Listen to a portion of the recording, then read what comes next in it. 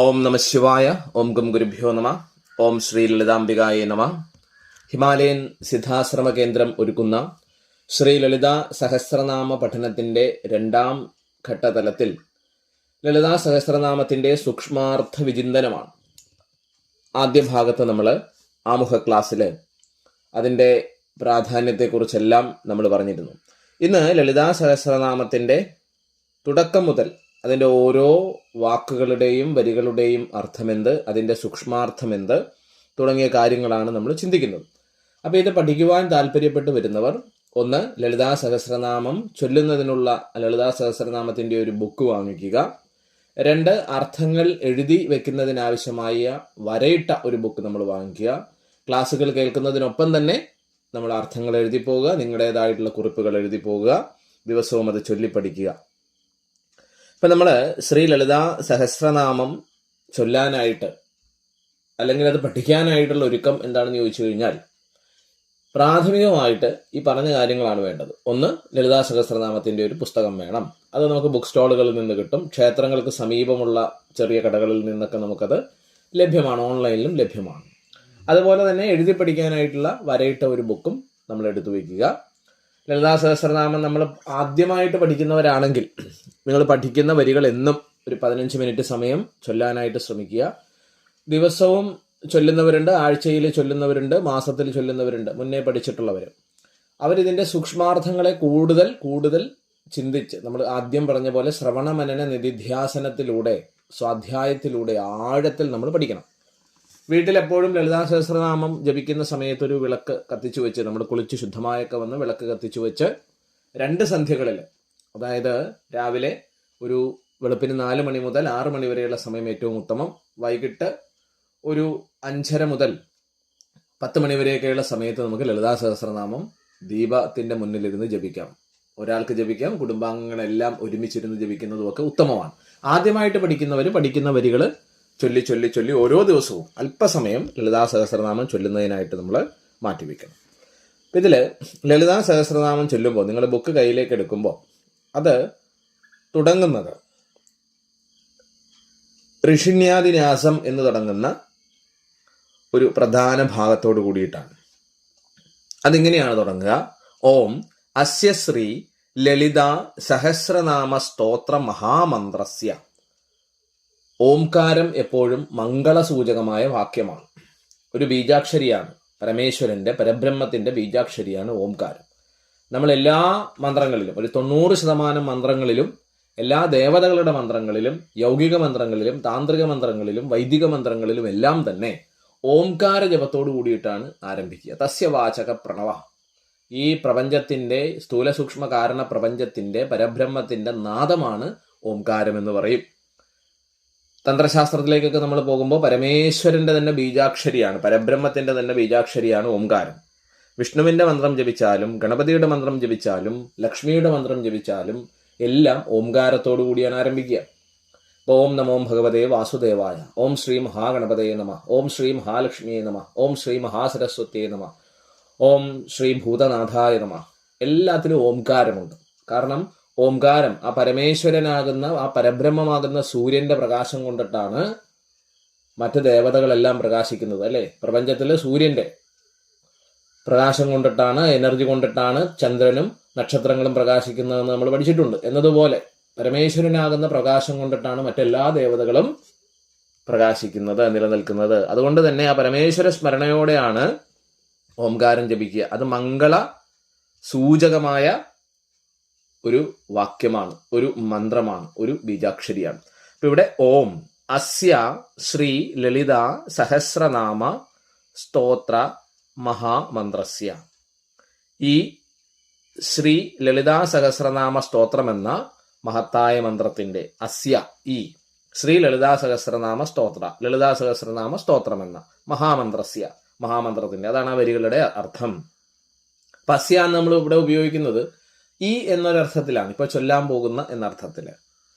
ഇനി ലളിതാ സഹസ്രനാമ സ്തോത്ര മഹാമന്ത്രസ്യ എന്ന് ചിലതിൽ കാണാം, ചിലതിൽ മാലാമന്ത്രസ്യ എന്നുള്ളതാണ്. ഒരു പാഠഭേദങ്ങളാണ്. ലളിതാ സഹസ്രനാമത്തിന്റെയും പല സഹസ്രനാമത്തിന്റെയും വരികൾ തമ്മിലുള്ള പാഠഭേദങ്ങളുണ്ട്. പാഠഭേദം എന്ന് പറഞ്ഞാൽ അർത്ഥത്തിന് വ്യത്യാസം വരാത്ത രീതിയിൽ ഉള്ള ആ പദത്തിന്റെ അല്ലെങ്കിൽ ആ ഒരു വാക്കിന്റെ ഒരു വ്യത്യാസമാണ്.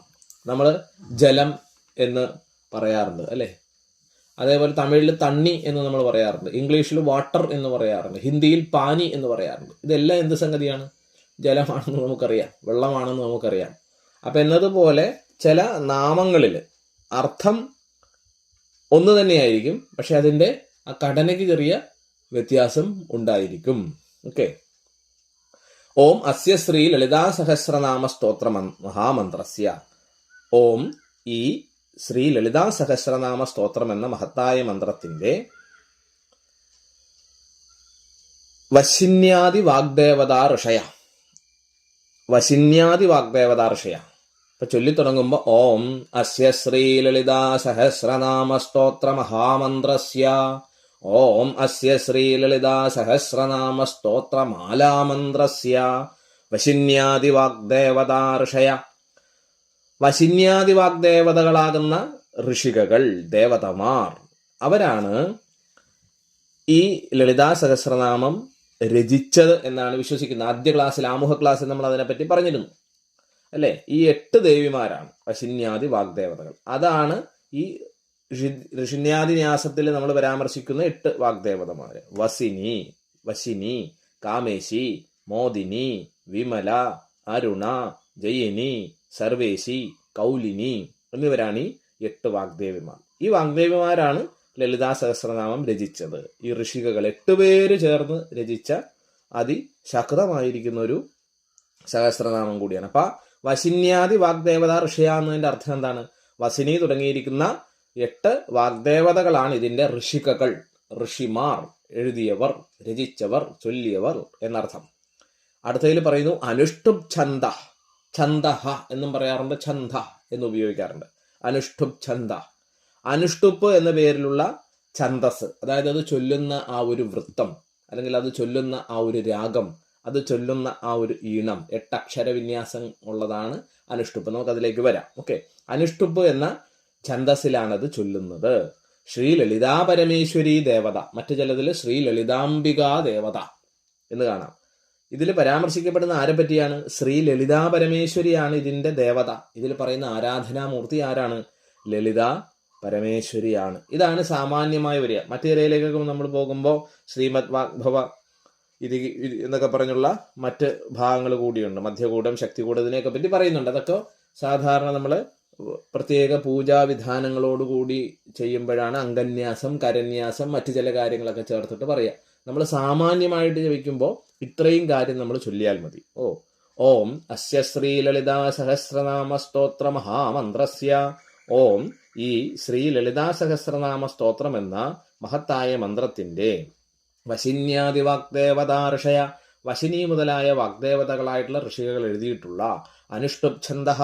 അനുഷ്ടുപ് എന്ന പേരിലുള്ള ഛന്ദസ് വൃത്തമാണ് ഇത് ചൊല്ലാനായിട്ട്, എഴുതാനായിട്ട് ഉപയോഗിച്ചിരിക്കുന്നത്. ശ്രീ ലളിതാ പരമേശ്വരി ദേവത. ശ്രീ ലളിതാ പരമേശ്വരിയാണ് ഇതിലെ ദേവത, ആരാധനാമൂർത്തി. ഇതാണ് നമ്മൾ ഈ ചൊല്ലുന്നതിന്റെ അർത്ഥം. ഇപ്പൊ ഒരുപക്ഷെ നമ്മൾ വർഷങ്ങളായിട്ട് ഇത് ചൊല്ലുന്നുണ്ടാകാം, പക്ഷെ ഇത് ഈ അസ്യ എന്നത് എന്താന്ന് പോലും നമുക്ക് പലപ്പോഴും അറിയില്ലായിരിക്കും. കാരണം ഇന്ന് സംസ്കൃതം പഠിക്കുന്നവരുടെയൊക്കെ എണ്ണം വളരെ കുറവാണ് അല്ലേ. നമ്മളുടെ പല വിശിഷ്ടമായിരിക്കുന്ന മന്ത്രങ്ങളും എഴുതപ്പെട്ടിരിക്കുന്നത് സംസ്കൃതത്തിലാണ്. തമിഴ് വളരെ പൗരാണികമാണ്. തമിഴിലും ഇത്തരത്തിലുള്ള ഒരുപാട് പാടലുകൾ നമുക്ക് കാണാൻ പറ്റും. ഓക്കെ. അപ്പൊ ഇവിടെ ഈ പറഞ്ഞതിന്റെ അർത്ഥം ഇതാണ്. നമ്മൾ എപ്പോഴും ലളിതാ സഹസ്രനാമം ചൊല്ലുന്ന സമയത്ത് എന്താണ് ചൊല്ലുന്നത് എന്ന് നമ്മൾ അറിയണം. ഓരോ വാക്കും എന്താണ് ആ വാക്കിന്റെ അർത്ഥം എന്ന് നമ്മൾ സാമാന്യമായി മനസ്സിലാക്കണം. അങ്ങനെ ജപിക്കുമ്പോഴാണ് അല്ലെ, അർത്ഥമറിഞ്ഞ് ജപിക്കണം എന്ന് പറയും. മന്ത്രങ്ങൾക്ക് അല്ലെങ്കിൽ കീർത്തനങ്ങൾക്ക്, സ്തോത്രങ്ങൾക്ക്, നാമങ്ങൾക്ക് പൂർണ്ണമായ ഫലസിദ്ധി കിട്ടണമെങ്കിൽ എന്താണ് ഞാൻ ചൊല്ലുന്നത്, എന്താണ് ഇതിന്റെ അർത്ഥമെന്ന് അറിഞ്ഞ് ജപിച്ചാൽ കുറെ കൂടി ആഴത്തിലുള്ള ഭക്തിയും വിശ്വാസവും സമർപ്പണവും നമുക്ക് ഉണ്ടാകും. ഈ പറഞ്ഞത് ഇതാണ്. ഓം അസ്യ ശ്രീ ലളിതാ സഹസ്രനാമ സ്തോത്ര മഹാമന്ത്രസ്യ വശിന്യാദി വാഗ്ദേവതാ ഋഷയ അനുഷ്ടുപ് ഛന്ദ ശ്രീ ലളിതാ പരമേശ്വരി ദേവത, അല്ലെങ്കിൽ ഓം ശ്രീ ലളിതാംബികാ ദേവത. ഇത്രയും കാര്യങ്ങൾ ചൊല്ലിയിട്ടാണ് നമ്മൾ സഹസ്രനാമത്തിന്റെ ആദ്യ ഭാഗമായിരിക്കുന്ന ഇതിലേക്ക് വരിക, ധ്യാന ശ്ലോകത്തിലേക്ക് നമ്മൾ വരിക. ഓക്കെ. ഇനി ആ ധ്യാന ശ്ലോകം എന്താണ് എന്ന് നമുക്കൊന്ന് നോക്കാം. ധ്യാന ശ്ലോകത്തിലെ ആദ്യ 4 വരികൾ. ഇതിൻ്റെ ഓരോന്നും നമുക്ക് ഓരോ വാക്കുകളുടെയും അർത്ഥം പറഞ്ഞ് നമുക്ക് പോകാം. സിന്ധൂരാരുണ വിഗ്രഹാം ത്രിനയനാം മാണിക്യമൗലിസ്ഫുരത് താരാനായകശേഖരാം സ്മിതമുഖി ആപീനവക്ഷോരുഹാം പാണിഭ്യാമളിപൂർണരത്നചഷകം രക്തോൽപലം ബിഭ്രതിം സൗമ്യാം രത്നഘടസ്ഥരക്തചരണാം ധ്യായേത് പരാമംബികാം. സിന്ധൂര അരുണ വിഗ്രഹാം, സിന്ധൂരാരുണ വിഗ്രഹാം ത്രിനയനാം, ത്രിനയനാം, നായും ഉപയോഗിക്കാറുണ്ട്. ത്രിനയനാം മാണിക്യ മൗലി സ്ഫുരത് താരാ നായക ശേഖരാം സ്മിതമുഖീം ആപീന വക്ഷോരുഹാം പാണിഭ്യാം അളി പൂർണ്ണ രത്ന ചഷകം രക്തോൽപലം ബിഭ്രതിം സൗമ്യാം രത്നഘടസ്ഥ രക്ത ചരണാം ധ്യായേത് പരാം അംബികാം. ധ്യായേത് പരാമംബികാം. സിന്ധൂര അരുണ, സിന്ധൂരം പോലെ ചുവന്ന, അതാണ് സിന്ധൂരാരുണ എന്ന വാക്കിന്റെ അർത്ഥം. വിഗ്രഹാം, വിഗ്രഹം എന്ന് പറഞ്ഞാൽ നമ്മൾ ക്ഷേത്രത്തിലുള്ള വിഗ്രഹം കണ്ടിട്ടുണ്ട് അല്ലെ, അത് വിഗ്രഹം എന്നാണ് നമ്മൾ പറയാം. വിഗ്രഹത്തിന് പല അർത്ഥമുണ്ട്. രൂപം എന്നൊരു അർത്ഥമുണ്ട്, ശരീരം എന്നൊരർത്ഥമുണ്ട്. ഓക്കെ, അപ്പൊ വിഗ്രഹാം, അപ്പോ സിന്ധൂര അരുണ വിഗ്രഹം, സിന്ധൂരം പോലെ ചുവന്ന രൂപം, വിഗ്രഹം ശരീരം. ത്രിനയനാം അല്ലെങ്കിൽ ത്രിനയനാം, നായും പാഠഭേദമായിട്ട് വരാറുണ്ട്, ആ അക്ഷരത്തിന് വ്യത്യാസങ്ങൾ വരാറുണ്ട്. ത്രിനയനാം, ത്രീ എന്ന് പറഞ്ഞാൽ 3. ഇതിൽ നിന്നിട്ടാണ് ഇംഗ്ലീഷിൽ 3 പോലും ഉണ്ടായത് അല്ലെ. ത്രിനയനാം, 3, 3 നയനം, കണ്ണുകളോട് കൂടിയവൾ. മാണിക്യ മൗലി, മൗലിയിൽ മയിൽപ്പീലി ചാർത്തി എന്ന് തുടങ്ങുന്നൊരു പാട്ടൊക്കെ നമ്മൾ കേട്ടിട്ടുണ്ട്. അതായത് തലയിൽ അല്ലെങ്കിൽ കിരീടത്തിൽ മാണിക്യം പതിച്ച കിരീടം, മാണിക്യമൗലി, മാണിക്യം പതിച്ച കിരീടം.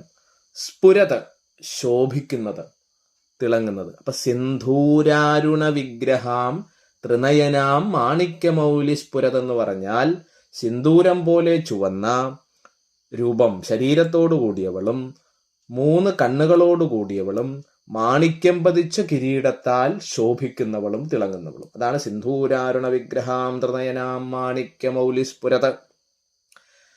താരാനായക ശേഖരാം, താരാനായകൻ, നക്ഷത്രങ്ങളുടെ നായകൻ. അതാരാണ് താരാനായകൻ? ചന്ദ്രനാണ് അല്ലെ. താരാനായക ശേഖരാം, ശേഖരം എന്ന് പറഞ്ഞാൽ ശിരസില് അലങ്കാരമായിട്ടുള്ളവൾ, ധരിച്ചിരിക്കുന്നവൾ, ശേഖരാം. സ്മിതമുഖീം, അതാണ് സ്മിതമുഖീം എന്ന് പറഞ്ഞാൽ മന്ദഹസിക്കുന്ന, പുഞ്ചിരിക്കുന്ന മുഖത്തോടു കൂടിയവൾ, അതാണ് സ്മിതമുഖീം.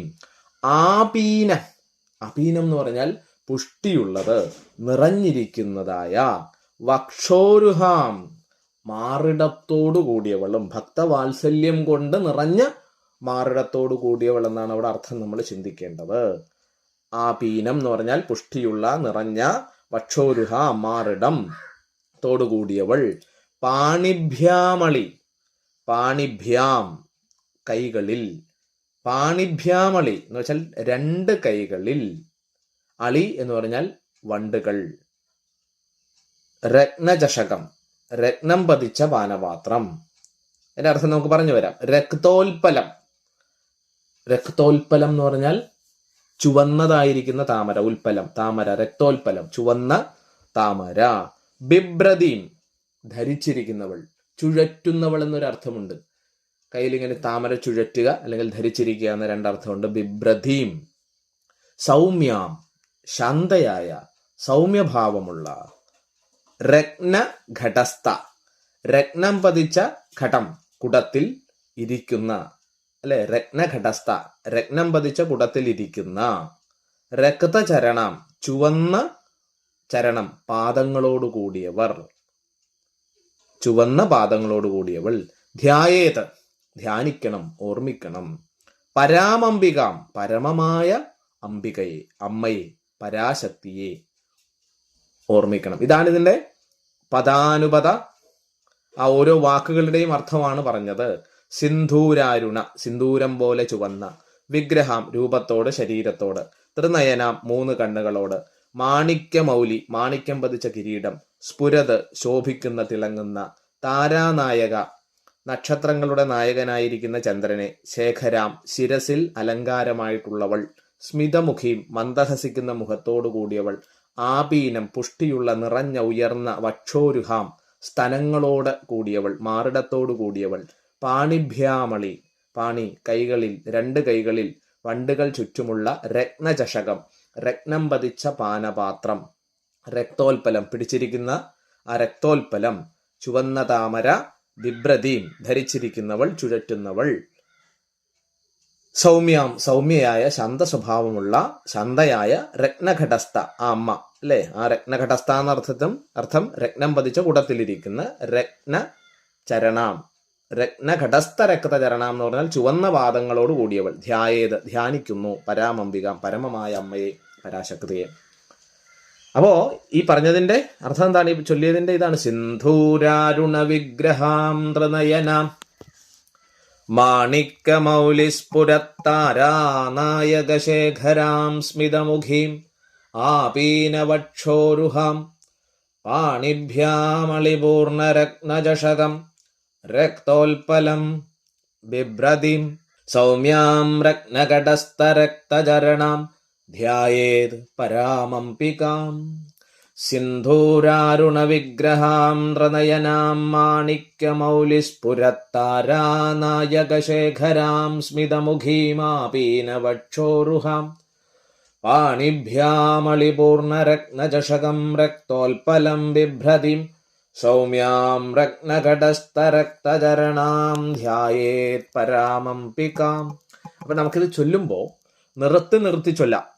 സിന്ധൂരാരുണ വിഗ്രഹാം ത്രിനയനാം മാണിക്യമൗലിസ്ഫുരത് താരാനായകശേഖരാം സ്മിതമുഖീം ആപീനവക്ഷോരുഹാം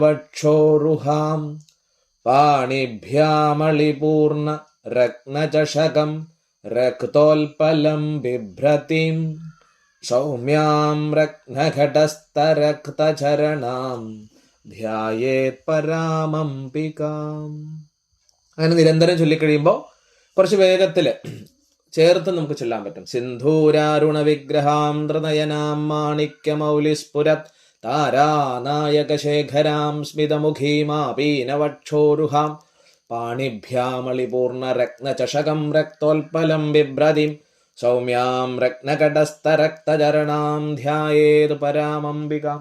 പല ഈണത്തിൽ പല രാഗത്തിലൊക്കെ ഇത് ചൊല്ലാറുണ്ട്. ഇപ്പം നമ്മൾ ചില സിനിമകളുടെയൊക്കെ ആ ഒരു തുടക്കത്തിൽ ഈ സിന്ധൂരാരുണ വിഗ്രഹം വന്നിട്ടുണ്ട്. അതൊക്കെ വളരെ വളരെ നീട്ടി നല്ല ഈണത്തിൽ പ്രത്യേക രാഗങ്ങളിലൊക്കെ ചൊല്ലാറുണ്ട്. നമ്മൾ സാധാരണക്കാരായിരിക്കും നമ്മൾ ജപിക്കുമ്പോൾ ശ്രദ്ധിക്കേണ്ട കാര്യം, ഒന്ന് കൃത്യമായി ആ വാക്കുകൾ ഉച്ചരിക്കണം, സ്ഫുടമായി അത് ഉച്ചരിക്കണം.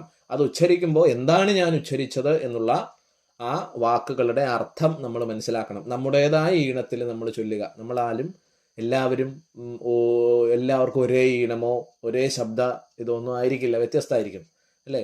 എല്ലാവർക്കും യേശുദാസ് പാടുന്ന പോലെ പാടാൻ പറ്റില്ല, എല്ലാവർക്കും KS ചിത്ര പാടുന്ന പോലെ പാടാൻ പറ്റില്ല. ഓരോ മനുഷ്യനും വ്യത്യാസങ്ങളുണ്ട്. പക്ഷെ നമ്മളിവിടെ നമ്മൾ എന്തിനാണ് ഈ ധ്യാന ശ്ലോകം ചൊല്ലുന്നത്? അമ്മയുടെ ഒരു ഭക്തി, അമ്മയിലേക്ക് കൂടുതൽ ഒരു വിശ്വാസം, അമ്മയുടെ ഒരു സമർപ്പണം, അമ്മയുടെ ആ ഒരു രൂപത്തെ നമ്മുടെ ഉള്ളിൽ ഉറപ്പിക്കുന്നതിന് വേണ്ടിയാണ്. അപ്പൊ എപ്പോഴും നമ്മൾ ലളിതാ സഹസ്രനാമം ചൊല്ലാനിരിക്കുമ്പോൾ തന്നെ ആ ശ്രീ ലളിതാംബികയുടെ രൂപം നമ്മുടെ ഉള്ളിൽ വരണം. വർഷങ്ങളായിട്ട് ചൊല്ലുന്നവരാണെങ്കിൽ നിങ്ങൾ ഇനി മുതൽ ചൊല്ലുമ്പോൾ ആ ദീപത്തില് അമ്മയെ കാണണം. ശ്രീ ലളിതാംബികയാണ് വിളക്കായിട്ട് നമ്മുടെ മുമ്പിൽ ഇരിക്കുന്നത് എന്ന ആ ഒരു ബോധ്യത്തിൽ നമ്മൾ ചെയ്യണം. അമ്മ നമ്മുടെ മുമ്പിലുണ്ട്. അപ്പൊ നമ്മളുടെ ശ്രദ്ധ കൂടും, നമ്മളുടെ ഭക്തി കൂടും, നമ്മളുടെ വിശ്വാസം കൂടും, നമ്മളുടെ സമർപ്പണം കൂടും. വെറുതെ യാന്ത്രികമായി ജപിക്കുകയല്ല, അറിഞ്ഞ് ആഴത്തിൽ ഭക്തിയോടെ വിശ്വാസത്തോടെ സമർപ്പണത്തോടെ അമ്മയെ നമ്മളിലേക്ക് ആവാഹിച്ച് അമ്മയെ കണ്ട് ജപിക്കുമ്പോഴാണ് അതിന് ശക്തി ഉണ്ടാവുക. അപ്പോൾ നിർത്തി ചൊല്ലാം. ഇനി ഒരുമിച്ച് ചേർത്ത് ചൊല്ലാം. നിങ്ങളുടേതായ ഈണത്തിൽ നിങ്ങളുടേതായ രാഗത്തിൽ ചൊല്ലാം. ഏറ്റവും പ്രധാനം ഇതിൻ്റെ അകത്ത് എന്ത് ഈണമില്ലെങ്കിൽ ശരി ഭക്തിയോടുകൂടി ചെല്ലുക എന്നുള്ളതാണ്.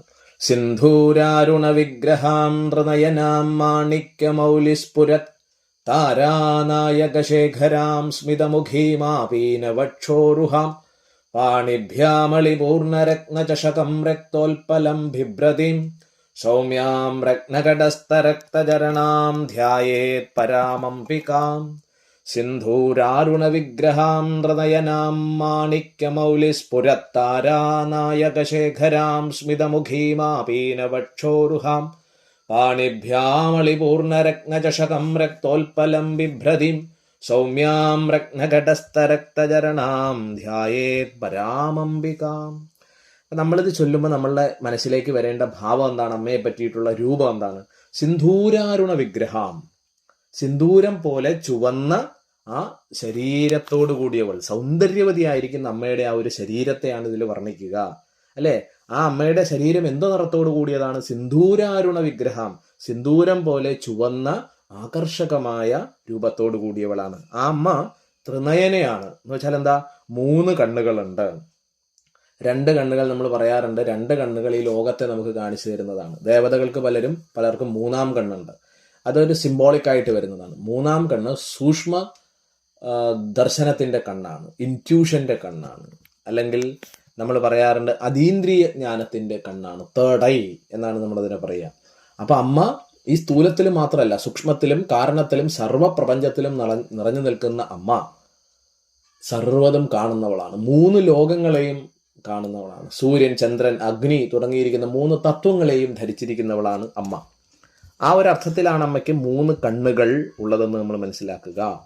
അപ്പൊ സിന്ധൂരാരുണ വിഗ്രഹം, സിന്ദൂരം പോലെ ചുവന്ന ശരീരത്തോടു കൂടിയവളും 3 കണ്ണുകളോട് കൂടിയവളും, പിന്നെ മാണിക്യം പതിച്ച കിരീടം, തലയില് മാണിക്യം പതിച്ചിരിക്കുന്ന കിരീടം ധരിച്ചിരിക്കുന്നവൾ, മാണിക്യമൗലി. അതെങ്ങനെയാണ്? സ്ഫുരത്, ശോഭിക്കുന്ന, പ്രശോഭിക്കുന്ന, തിളങ്ങുന്ന മാണിക്യം പതിച്ച കിരീടം തലയിൽ ചൂടിയിരിക്കുന്നവളും, താരാനായക ശേഖരാം സ്മിതമുഖീമാപീനവക്ഷോരുഹാം, നക്ഷത്രങ്ങളുടെ നായകനായിരിക്കുന്ന ചന്ദ്രനെ, അല്ലെങ്കിൽ ആ ചന്ദ്രക്കലയെ ആ കിരീടത്തില് ശിരസില് അലങ്കാരമായിട്ട് ധരിച്ചിരിക്കുന്നവളും.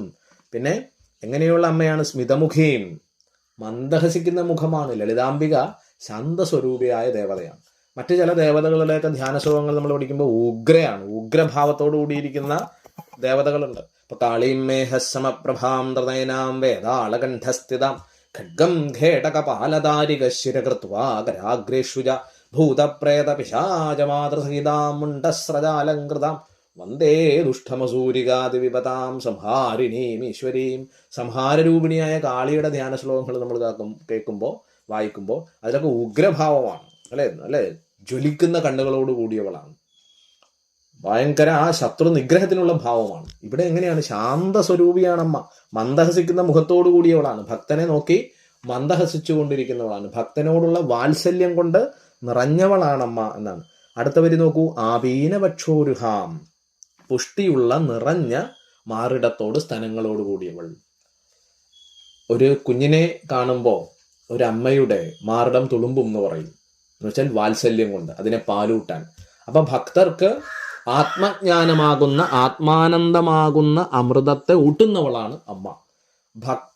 തൻ്റെ മക്കളെ കണ്ട് ആ സ്നേഹം കൊണ്ട്, വാത്സല്യം കൊണ്ട് അമ്മയുടെ ആ മാറിടം വികസിച്ചിരിക്കുന്നു, ഉയർന്നിരിക്കുന്നു, നിറഞ്ഞിരിക്കുന്നു എന്ന് നമ്മൾ മനസ്സിലാക്കുക. ഭക്തവാത്സല്യം കൊണ്ട് നിറഞ്ഞ മാറിടത്തോട് കൂടിയവൾ. അടുത്തത് പറയുന്നത് എന്താണ്? പാണിഭ്യാമളിപൂർണ രത്നചഷകം, പാണി 2 കൈകളില്, അളിപൂർണ രത്നചഷകം, അളി എന്ന് പറഞ്ഞാൽ വണ്ട്, രത്നചഷകം എന്ന് വെച്ചാൽ രത്നം പതിച്ചിരിക്കുന്ന ഒരു പാനപാത്രം, അതായത് മധു നിറച്ചിരിക്കുന്ന, അല്ലെങ്കിൽ വളരെ ശ്രേഷ്ഠമായിരിക്കുന്ന, വളരെ മഹത്തായിരിക്കുന്ന ഒരു അമൃത് നിറച്ചിരിക്കുന്ന, കുടിക്കുന്നതിന് ആവശ്യമായിരിക്കുന്ന ഒരു അമൃത, ഒരു രസം, അല്ലെങ്കിൽ ഒരു തേൻ നിറച്ചിരിക്കുന്ന, പല അർത്ഥം ഈ പറയുന്ന അമ്മയുടെ കയ്യിലിരിക്കുന്ന ഈ രത്നചഷകത്തിന് പല അർത്ഥം കൊടുക്കാറുണ്ട്. അതിൽ മദ്യമാണെന്ന് ചിലതിൽ പറയും, ചിലതിൽ തേനാണെന്ന് പറയും. എന്തായാലും വളരെ ശ്രേഷ്ഠമായിരിക്കുന്ന, മദ്യമായിരിക്കില്ല, മദ്യം എന്ന് വെച്ചാൽ നമ്മൾ കുടിച്ചില്ല കേട്ടു പോകുന്ന മദ്യമല്ല, വളരെ വിശിഷ്ടമായ, നാവിന് ആസ്വാദ്യത നൽകുന്ന, രസം നൽകുന്ന രത്നചഷകമാണ്. കൂടുതൽ സൂക്ഷ്മാർത്ഥത്തിലേക്ക് പോയി കഴിഞ്ഞാൽ തൻ്റെ ഭക്തനെ ഊട്ടുന്നതിനാവശ്യമായിരിക്കുന്ന ആത്മജ്ഞാനത്തിന്റെ അമൃതം, ആത്മജ്ഞാനത്തിന്റെ തേനാണ് എന്തിൽ നിറച്ചിരിക്കുന്നത്? അമ്മ കയ്യിൽ പിടിച്ചിരിക്കുന്നതെന്നാണ്. അപ്പൊ അമ്മയുടെ കയ്യിൽ എന്തുണ്ട്? നമ്മൾ കുഞ്ഞുങ്ങളെ ആകർഷിക്കുന്നതിനായിട്ട് അമ്മമാർ കളിപ്പാട്ടങ്ങൾ എടുക്കാറുണ്ട് അല്ലേ? കളിപ്പാട്ടം കാണുമ്പോൾ കുഞ്ഞ് നമ്മുടെ അടുത്തേക്ക് വരും. അപ്പൊ അമ്മയുടെ കയ്യിലുള്ള ആ രത്നം പതിപ്പിച്ച ചഷകം, പാനപാത്രത്തിൽ ആത്മജ്ഞാനത്തിന്റെ ആത്മാമൃതമാണ്, അല്ലെങ്കിൽ നമ്മൾ പറയുന്ന ആത്മജ്ഞാനത്തിന്റെ തേനാണ്, മധുവാണ് എന്ന് പറയും. അപ്പോൾ ഈ വണ്ടുകൾ എവിടെയാ പറക്കുക? എപ്പോഴും പൂവുകളുടെ അടുത്താണ് അല്ലേ? എങ്ങനെയുള്ള പൂവുകളുടെ അടുത്തിട്ടാണ്? തേനുള്ള പൂവുകൾക്കടുത്താണ് വണ്ടുകൾ പറക്കുക. വണ്ട് പൂവിന്റെ അടുത്തേക്ക് ചെന്ന് പൂവിൽ നിന്ന് തേൻ ഊറ്റി കുടിക്കാറുണ്ട്. അപ്പൊ അമ്മയുടെ കയ്യിലുള്ള ആ വണ്ടുകൾ പറക്കുന്ന ആ പാനപാത്രത്തിൽ എന്താണ്? തേനാണ് എന്ന് പറയും, അല്ലെങ്കിൽ നമ്മൾ പറയുന്ന ആത്മജ്ഞാനത്തിന്റെ തേനാണ് എന്ന് പറയും. അപ്പോൾ തേനുള്ള പൂവുകളുടെ അടുത്ത് വണ്ടുകൾ പറക്കുന്നത് പോലെ തേൻ നിറച്ച അമ്മയുടെ കയ്യിലുള്ള ആ പാനപാത്രത്തിന് ചുറ്റും വണ്ടുകൾ പറക്കുകയാണ്. ഒരു ആലങ്കാരികമായിട്ട് അതിൻ്റെ അകത്ത് പറയുന്നതാണ്. ഓക്കെ, ഇനി അമ്മ ഇരിക്കുന്നത് അതെ, അതോടൊപ്പം തന്നെ പറയുന്നു രക്തോൽപ്പലം ബിഭ്രതി. അപ്പൊ ഒരു കയ്യിൽ രത്നം പതിപ്പിച്ച ആ ഒരു പാനപാത്രത്തില് തേൻ നിറച്ചിരിക്കുന്ന പാനപാത്രമുണ്ട്, അവിടെ വണ്ടുകൾ പറക്കുന്നുണ്ട്. മറ്റൊരു കയ്യിൽ എന്തുണ്ട്? ചുവന്ന താമരയുണ്ട്. താമര, ചുവന്ന രക്തോൽപ്പലം, ഉൽപ്പലം, താമര, ഉൽപ്പലം താമര, ചുവന്ന താമര, രക്തോൽപ്പലം. അപ്പൊ അമ്മ ഒരു കയ്യില് ചുവന്ന താമരയും പിടിച്ചിട്ടുണ്ട്. താമര എന്ന് പറഞ്ഞാൽ പത്മമാണ്, പത്മം എന്നാണ് അതിന്റെ അർത്ഥം. അതായത് യോഗശാസ്ത്രം അനുസരിച്ച് ഒരു മനുഷ്യന്റെ ഉള്ളിൽ ഷഡ്ചക്ര സംവിധാനങ്ങളുണ്ട്. മൂലാധാരം, സ്വാധിഷ്ഠാനം, മണിപൂരകം, മനാഹതം, വിശുദ്ധി, ആജ്ഞ. പടി 6 നമ്മൾ കേട്ടിട്ടില്ലേ ഒരു കീർത്തനത്തിൽ? പടി 6 കടന്നവിടെ ചെല്ലുമ്പോൾ ശിവനെ കാണാകും ശിവശംഭോ, നരനായി ഇങ്ങനെ ജനിച്ചു ഭൂമിയിൽ. അപ്പോ ഈ പത്മങ്ങൾ, സാധകന്റെ ഉള്ളിലുള്ള ഈ ഷഠാധാര ചക്രങ്ങളെ ഷഠാധാര പത്മങ്ങൾ എന്നാണ് പറയുക. അപ്പൊ അതിനെ സിംബോളിക്കായിട്ട് ഇവിടെ സൂചിപ്പിച്ചിരിക്കുന്നതാണ്. അമ്മയുടെ കയ്യിൽ എന്തുണ്ട്? താമരയുണ്ട്. ചുവന്ന താമരയാണ് അമ്മ ധരിച്ചിരിക്കുന്നത്. ചുവന്ന ശരീരത്തോടു കൂടിയവളാണ് അമ്മ. അമ്മയുടെ കയ്യിൽ ചുവന്ന താമരയുണ്ട്. അതായത് ആരാണോ അമ്മയെ ആശ്രയിക്കുന്നത്, ആരാണോ ലളിതാംബികയെ ഉപാസിക്കുന്നത്, ആ സാധകന്റെ ഉള്ളിലെ ഷഡ്ചക്ര സംവിധാനങ്ങളെ, ഷഠാധാര ചക്രങ്ങളെ, കുണ്ഡലിനി ശക്തിയെ ഉയർത്താൻ, വികസിപ്പിക്കാൻ, പരിണമിപ്പിക്കാൻ പറ്റിയതായിരിക്കുന്ന ശക്തി നൽകുന്ന ദേവതയാണ് അമ്മ ലളിതാംബിക. അപ്പൊ അതിന്റെ പ്രതീകമായിട്ട് കൂടി അമ്മ ചുവന്ന താമരയെ ധരിച്ചിരിക്കുന്നു. ഇതിന് ഒരുപാട് വ്യാഖ്യാനങ്ങളുണ്ട്. നമുക്ക് യോഗാത്മകമായ രീതിയിൽ ഇങ്ങനെ വ്യാഖ്യാനിക്കാം. ഓക്കെ, അപ്പോ രക്തോൽപ്പലം ബിഭ്രതിയും കയ്യിൽ പിടിച്ചിട്ടുണ്ടെന്ന് പറയും, ധരിക്കുന്നു പറയും. ഇങ്ങനെ ചുഴറ്റും, ഒരു സാധനം കയ്യിൽ പിടിച്ച് നമ്മൾ കറക്കില്ലേ, അപ്പൊ അതിനും ബിഭ്രതിയും എന്നാണ് പറയാം. ഇനി അമ്മ ആയിരിക്കും, അമ്മയുടെ കാൽ എവിടെയായിരിക്കുക? രത്നഘടസ്ഥ രക്തചരണം, ഒരു രത്നം പതിപ്പിച്ച ഒരു കുടം, ഒരു പാത്രം, അല്ലെങ്കിൽ ഒരു പീഠം, കുടത്തിന്റെ രൂപത്തിലുള്ള ഒരു പീഠം അല്ലെങ്കിൽ ഒരു പാത്രം, അതില് രത്നം പതിപ്പിച്ചിട്ടുണ്ട്. ആ രത്നം പതിപ്പിച്ച പാത്രത്തിന് മുകളിൽ അമ്മ എന്ത് വെച്ചിരിക്കുന്നു? രക്തചരണ, അമ്മയുടെ ചുവന്ന ചരണം, പാദങ്ങൾ അമ്മ കയറ്റി വെച്ചിരിക്കുന്നു. അങ്ങനെ ഇരിക്കുന്ന ദേവിയെ ധ്യാനിക്കണമെന്നാണ് ഈ ധ്യാന ശ്ലോകത്തിൽ പറയുക. ധ്യായേത് പരാമംബിക, ധ്യാനിക്കുക പരാമംബിക, ആ പരമമായ അംബിക അമ്മയെ ധ്യാനിക്കുക. അതായത് അമ്മയെ ധ്യാനിക്കുമ്പോൾ ഈ ഒരു രൂപം നമ്മുടെ ഉള്ളിലേക്ക് വരണം. അതാണിപ്പോൾ വർണ്ണിച്ചത്. നമ്മളിത് വെറുതെ ചൊല്ലിപ്പോകരുത്. ഈ ധ്യാന ശ്ലോകം ചൊല്ലുമ്പോൾ നമ്മളുടെ ഹൃദയമധ്യത്തിൽ അനാഹത മഹാപത്മമന്ദിരായേ നമോ നമ, നമ്മുടെ ഷഡ്ചക്ര സംവിധാനങ്ങളിൽ നെഞ്ചിന് മധ്യയുള്ള ഒരു ചക്രമാണ് അനാഹത ചക്രം, ഭക്തിയുടെ പ്രേമത്തിൻ്റെതായിരിക്കുന്ന ചക്രം. ആ ചക്രത്തിൽ, ആ താമരയിൽ ഇരിക്കുന്നവൾ കൂടിയാണ് അമ്മ. അല്ലെ, സർവഹൃദയാംഭോജ നിവാസിന്യേ നമോ നമ നമ്മെ പറയാറുണ്ട്. എല്ലാ സാധകന്മാരുടെയും ഹൃദയാംബുജത്തിൽ, അനാഹത പത്മത്തിൽ ഭക്തിരസം തുളുമ്പുന്ന, പ്രേമരസം തുളുമ്പുന്ന ആ ഹൃദയാംബുജത്തിൽ കുടികൊള്ളുന്ന അമ്മയാണ്. അവിടെയും താമര തന്നെയാണ്. അപ്പൊ നമ്മൾ അമ്മയെ ഈ ധ്യാന ശ്ലോകം ജപിക്കുന്ന സമയത്ത് ഇതുവരെ നമ്മൾ അർത്ഥം മനസ്സിലാക്കി കാണില്ല, ഒരുപക്ഷെ അർത്ഥം അറിയാവുന്നവരുമുണ്ട്. ഇനി ജപിക്കുമ്പോൾ ഈ ഒരു രൂപം കാണണം. സിന്ധൂരാരുണ വിഗ്രഹം, സിന്ദൂരം പോലെ ചുവന്ന വിഗ്രഹം, ശരീരത്തോടു കൂടിയവളും, ത്രിനയനാം, 3 കണ്ണുകളുള്ളവളും, മാണിക്യമൗലിസ്ഫുരത്, തലയില് മാണിക്യം പതിച്ച കിരീടം ധരിച്ചിരിക്കുന്നവളും, തിളങ്ങുന്ന കിരീടം സ്ഫുരത് ധരിച്ചിരിക്കുന്നവളും, താരാനായക ശേഖരാം, ആ കിരീടത്തിൽ ചന്ദ്രനെ ധരിച്ചിരിക്കുന്നവളും, താരാനായകൻ ചന്ദ്രൻ, സ്മിതമുഖിയും, അങ്ങനെ പുഞ്ചിരിക്കുന്നവളും, ആപീനവക്ഷോരുഹാം, ഭക്തവാത്സല്യം കൊണ്ട് നിറഞ്ഞതായിരിക്കുന്ന മാറിടത്തോടു കൂടിയവളും, രക്തോൽപ്പലം ബിഭ്രതിയും, ആപീനവക്ഷോരുഹാം, പാണിഭ്യാമളി അല്ലെ, വണ്ടുകളാൽ ചുറ്റപ്പെട്ടിരിക്കുന്ന ഒരു രത്നചഷകം, തേൻ നിറച്ചിരിക്കുന്ന ഒരു പാത്രം കയ്യിൽ പിടിച്ചുകൊണ്ടിരിക്കുന്നവളും, പിന്നെ രക്തോൽപലം ബിഭ്രതി, മറ്റൊരു കയ്യിൽ താമര ധരിച്ചിരിക്കുന്നവളും താമര ചുഴറ്റിക്കൊണ്ടിരിക്കുന്നവളും സൗമ്യയായിരിക്കുന്നവളും രത്നഘടസ്ഥ രക്തീർണാം, ദേവിയുടെ കാലുകൾ ഒരു രത്നം പതിപ്പിച്ച കുടത്തിൽ കയറ്റി വെച്ചിരിക്കുന്നു. അങ്ങനെയുള്ള അംബികയെ ഞാൻ ധ്യാനിക്കുന്നു. അപ്പൊ ഈ രൂപം നമ്മുടെ മനസ്സിലേക്ക് വരണം. ചുവന്ന നിറത്തോടു കൂടിയിരിക്കുന്നവൾ അമ്മയുടെ മുഖമാണ്, അമ്മയുടെ ശരീരത്തിന്റെ മുഴുവനായൊരു നിറമാണ് അവിടെ പറയുക. ആ ദേവി എന്ത് ചെയ്തിരിക്കുന്നു? സിന്ധൂരാരുണ വിഗ്രഹാം ത്രിനയനാം, ആ ദേവി 3 കണ്ണുകളുള്ളവളാണ്. മാണിക്യമൗലിസ്ഫുരത്, മാണിക്യം പതിച്ച കിരീടം അമ്മയുടെ തലയിൽ സ്ഫുരത് തിളങ്ങുന്നുണ്ട്. താരാനായക ശേഖരാം, ആ കിരീടത്തിൽ തന്നെ, ആ തലയിൽ തന്നെ എന്തുണ്ട്? ചന്ദ്രനെ അമ്മ ധരിച്ചിട്ടുണ്ട്. സ്മിതമുഖീം, ആ ദേവി മന്ദഹസിച്ചു കൊണ്ടിരിക്കുകയാണ്. ആപീന വക്ഷോരുഹാം, ഭക്തവാത്സല്യം കൊണ്ട് നിറഞ്ഞ വക്ഷോരുഹാം, മാറിടത്തോട് സ്തനങ്ങളോട് കൂടിയവളാണ്. പാണിഭ്യാമളിപൂർണ രത്നചഷകം, അമ്മയുടെ ഒരു കയ്യില് തേൻ നിറച്ച രത്നം പതിപ്പിച്ചിരിക്കുന്ന ഒരു പാത്രമുണ്ട്. ആ പാത്രത്തിന് ചുറ്റും വണ്ടുകൾ പറക്കുന്നുണ്ട്. രക്തോൽപലം ബിഭ്രതിയും, മറ്റൊരു കയ്യിൽ ചുവന്ന താമരയമ്മ ധരിച്ചിട്ടുണ്ട്, ചുഴറ്റുന്നുണ്ട്. സൗമ്യാം, ആ ദേവി സൗമ്യയാണ്. രത്നഘടസ്ഥ രക്തീർണാം, അമ്മ പാദങ്ങൾ വെച്ചിരിക്കുന്നത് രത്നം പതിപ്പിച്ചിരിക്കുന്ന ഒരു കുടത്തിന് മുകളിലാണ്. ധ്യായേത് പരാമംബികാം, അങ്ങനെയുള്ള അമ്മയെ ഞാൻ ധ്യാനിക്കുന്നു. ഇത് ഇത്രയും വിശദമായി പറയുന്നത്, ഓരോ വാക്കുകളുടെയും അർത്ഥമെടുത്ത് പറയുന്നത് കൃത്യമായി നമ്മൾ മനസ്സിലാക്കണം. ഇതുവരെ ലളിതാ സഹസ്രനാമം ഒരുപക്ഷെ നമ്മൾ അർത്ഥം മനസ്സിലാക്കാതെയായിരിക്കും ധ്യാനം ചെയ്തതും ശ്ലോകമൊക്കെ ചൊല്ലിയതും. നമ്മൾ ഓരോന്നും ഇവിടെ സൂക്ഷ്മാർത്ഥ വിചിന്തനമാണ്. ഓരോന്നിനെയും സൂക്ഷ്മമായി പറഞ്ഞ് നമ്മൾ പോകുന്നു. അപ്പോൾ ഈ ലളിതാംബികയാണ് ഈ ആദ്യത്തെ 4 വരികൾ. ഇനിയും ധ്യാന ശ്ലോകത്തിൽ വരികളുണ്ട്. നമ്മളിപ്പോൾ ഇന്ന് ഈ 4 വരികളാണ് നമ്മൾ മനസ്സിലാക്കുന്നത്. അപ്പം നമുക്കൊന്ന് ലളിതാ സഹസ്രനാമം ഇത്രയും പറഞ്ഞ കാര്യങ്ങളൊന്ന് പഠിക്കാം, ഒന്ന് ചൊല്ലാം.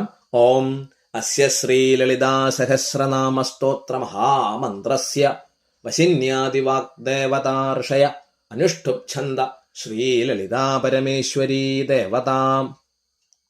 സിന്ധൂരാരുണ വിഗ്രഹാം നൃനയനാം മാണിക്യമൗലിസ്ഫുരത്താരാനായകശേഖരാം സ്മിതമുഖീമാപീനവക്ഷോരുഹാം പാണിഭ്യാമളിപൂർണരത്നചഷകം രക്തോൽപലം ബിഭ്രതിം സൗമ്യാം രത്നഘടസ്ഥരക്തചരണാം ധ്യായേത് പരാമംബികാം.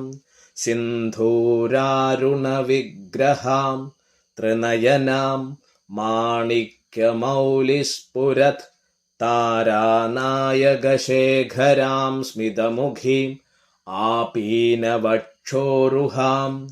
പാണിഭ്യാമളിപൂർണരത്നചഷകം രക്തോൽപലം ബിഭ്രതിം സൗമ്യാം രത്നഘടസ്ഥരക്തചരണാം ധ്യായേത് പരാമംബികാം. സിന്ധൂരാരുണ വിഗ്രഹാം ത്രിനയനാം മാണിക്യമൗലിസ്ഫുരത് താരാനായകശേഖരാം സ്മിതമുഖീമാപീനവക്ഷോരുഹാം പാണിഭ്യാമളിപൂർണരത്നചഷകം രക്തോൽപലം ബിഭ്രതിം സൗമ്യാം രത്നഘടസ്ഥരക്തചരണാം ധ്യായേത് പരാമംബികാം. പിന്നെ ആ ധ്യാന ശ്ലോകത്തിന്റെ അസ്യ ശ്രീലളിതാ സഹസ്രനാമ സ്തോത്ര മഹാമന്ത്രസ്യ വശിന്യാദിവാഗ്ദേവതാർഷയ അനുഷ്ഠുപ്ഛന്ദ, ഇതിന്റെ അർത്ഥം നമ്മൾ പറഞ്ഞു. അതുപോലെ തന്നെ സിന്ധൂരാരുണ വിഗ്രഹാം ത്രിനയനാം മാണിക്യമൗലിസ്ഫുരത്താര നായകശേഖരാം സ്മിതമുഖീമാപീനവക്ഷോരുഹാം പാണിഭ്യാമളിപൂർണ രത്നചഷകം രക്തോൽപലം ബിഭ്രതിം സൗമ്യാം രത്നഘടസ്ഥ രക്തചരണാം ധ്യായേത് പരാമംബിക. 4 വരികളുടെ അർത്ഥവും നമ്മൾ പറഞ്ഞു.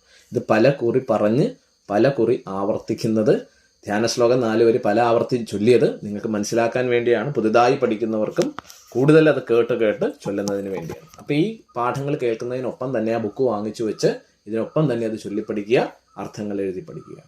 അടുത്ത ക്ലാസ്സിൽ അടുത്ത 4 ധ്യാന ശ്ലോകത്തിലെ അടുത്ത 4 വരികളെ നമുക്ക് പരിചയപ്പെടാം. അമ്മ അനുഗ്രഹിക്കട്ടെ. ഓം ശ്രീ ലളിതാംബികായേ നമഃ.